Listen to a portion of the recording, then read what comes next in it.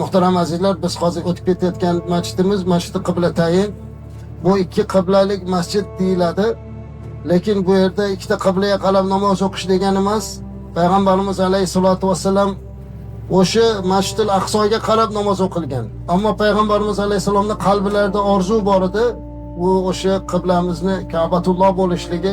Ana o'sha yerda namozda turgan paytlarda payg'ambarimiz alayhisolatu vassalamga vahiy tushdi, qibla o'zgardi. Ka'batullohga qarab namozni davom ettirdilar.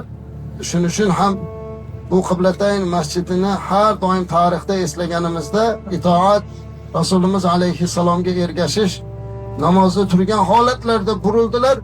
Nimaga burildi deb so'ramadi hamma. Payg'ambarimiz alayhisalom burildilar, qolganlar ham orqalaridan ergashib burildi. Eng bizning buyuk ibodatimiz namozda turgan holatda hech kim ajablanmadi, nega bunday bo'lyapti deb. Ammo biz hozir payg'ambarimiz alayhisalomda biror bir gaplarni aytganda, bunaqa emasmikin yoki menimcha bunday bo'lmasmidi degan gaplarni ko'p gapiramiz.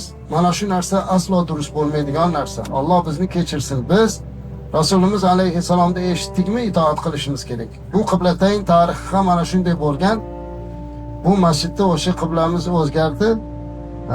Afsuski juda ko'pchilik bilmasdan kelib Qiblatayn ekan, ikkita qiblali ekan deb men o'zim guvohligimda nechtasini qaytarganman. Endi bu ilmsizlikdan ikki tomonga qarab duo qilish kerak ekan degan tasavvur bo'lganlarni ham ko'rdik. Bunday qilmaslik kerak. Qiblamiz bitta, alhamdulillah. Rasulimiz alayhisolatu vassalamning orzulari, ummatning orzusi amalga oshib mana 14 asrdan ziyod bo'ldiki, Ka'batullohga qarab, Makka Mukarramaga qarab namoz o'qib ibodat qilib kelyapmiz. Aynan mana shu voqea shu Qiblatayn masjidida bo'lganligi uchun ham tarixda Qiblatayn masjidi deb ataladigan bo'ldi. Endi hozir bu yerda ta'mir bo'lyapti ekan. Asosiy ziyoratimiz bizniki Masjidul Qubo. Qubo masjidi ham islomda birinchi qurilgan masjid. Payg'ambarimiz alayhisolatu vassalam Makka Mukarramadan Madina Munavvaraga hijrat qilib kelganlarida mana shu Qubo hududiga kelib shu yerda turib qoldilar va birinchi bo'lib mana shu masjidni qurdilar. Bu islom tarixida birinchi qurilgan masjid. Bu Ka'batulloh, bu bizning qiblamiz, bu yerdagi haram masjidimiz albatta bu butun insoniyat uchun ulug' bir masjid bo'lsa, islom tarixida payg'ambarimiz alayhisalom ishtirokida qurilgan birinchi masjid mana shu Masjidi Qubo bo'ladi.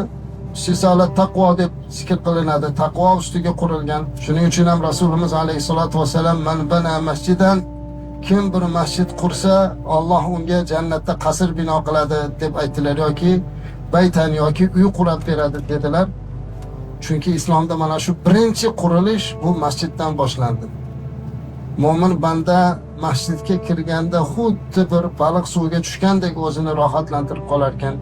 Qubo masjidi azizlar o'z davrida kichkinagina bir masjid bo'lgan. Hozir borib ko'rasizlar, endi o'zgarib ketdi bu.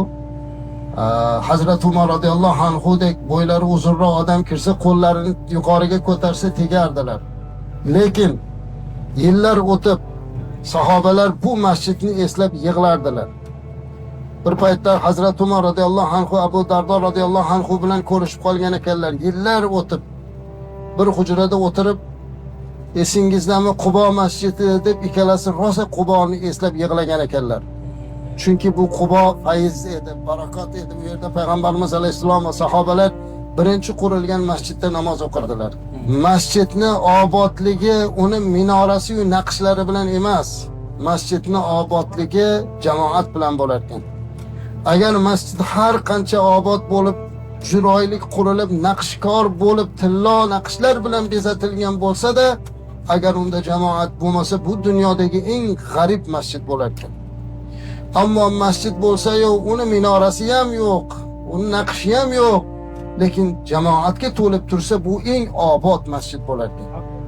Masjidul Qubo tarixdagi eng birinchi obod masjidlardan, eng fayzli masjidlardan edi.